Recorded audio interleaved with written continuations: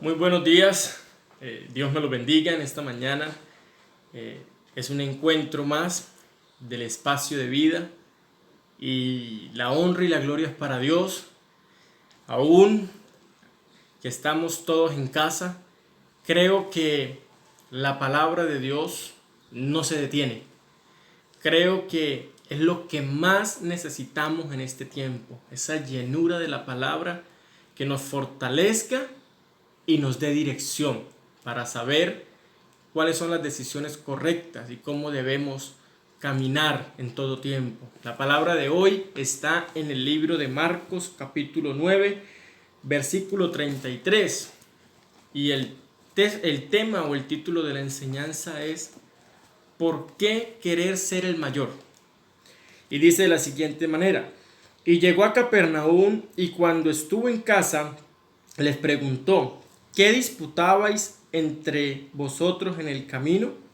Mas ellos callaron, porque en el camino habían disputado entre sí quién había de ser el mayor. Entonces él se sentó y llamó a los 12 y le dijo: si alguno quiere ser el primero, será el postrero de todos y el servidor de todos. Este pasaje es tan poderoso porque muestra aún la relación entre Jesús y los discípulos, unos discípulos que todo el tiempo iban caminando con él y sabían que el líder de ellos era Jesús, pero entre ellos, en la relación de los 12, había un sinsabor, porque entre ellos habían muchos que querían ser el mayor, que querían ser ese líder que sobresalía, que quería ser ese líder que mandaba, que el que estaba ahí después de Jesús, el que aún de pronto iba a ser el que iba a reemplazar a Jesús después de su partida. Jesús, que conoce las intenciones y los pensamientos, se dio cuenta que estaban disputando entre sí por un puesto, por quién iba a ser el mayor, por quién era el más importante, por quién era el que tenía más influencia. Y entonces Jesús, para direccionar el camino de los 12, los reúne y les dice que por qué disputaban, que por qué peleaban por quién ser el mayor, y le dice que el que quiera ser el primero tiene que ser el postrero entre ellos. O sea, el que quería ser el líder, el que quería ser el mayor, tenía que ser el postrero, el último. Dice, el que tenía que servirle a todos. Cuando vemos el panorama de lo secular, vemos al ser humano, al hombre, en la misma condición, disputándose el uno con el otro un puesto, un cargo, un mando. ¿Quién tiene más influencia? ¿Quién tiene más peso? ¿Quién tiene más fama? ¿Quién es el mayor? ¿Quién es el que más manda? Y aún en lo secular, de pronto vemos que el mayor es el que más manda, es el que más dirige, es el que más grita, es el que más autoridad demuestra. Y es más, se dice que aún para ser el mayor en lo secular, en el mundo, es el que está entre la rosca. Usted ve que la gente busca estar entre la rosca para que él pueda ser el mayor.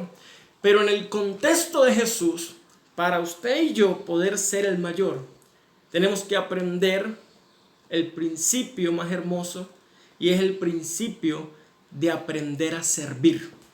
Aprender a entender que en el contexto de Dios, ser el mayor es aquel que se humilla, es aquel que entiende que fuimos creados por Él y para Él, y que fuimos llamados a servir. Usted y yo vemos un Jesús que, a pesar de que es Dios, cuando se reunió con los discípulos, no le importó decirles: quítense las sandalias, y empezar a lavarle los pies uno a uno. Tanto que uno de los discípulos le dijo: no permitiré que esto suceda. Y él le dijo: me conviene que permitas que lo haga.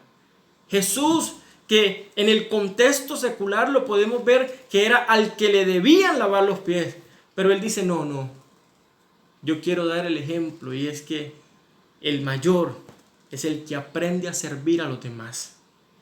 Y quiero dejar esta reflexión porque muy poca gente hoy en día le cuesta mucho al ser humano aprender a servir, porque cree que si sirve a los demás pierde posición, pierde rango, pierde autoridad.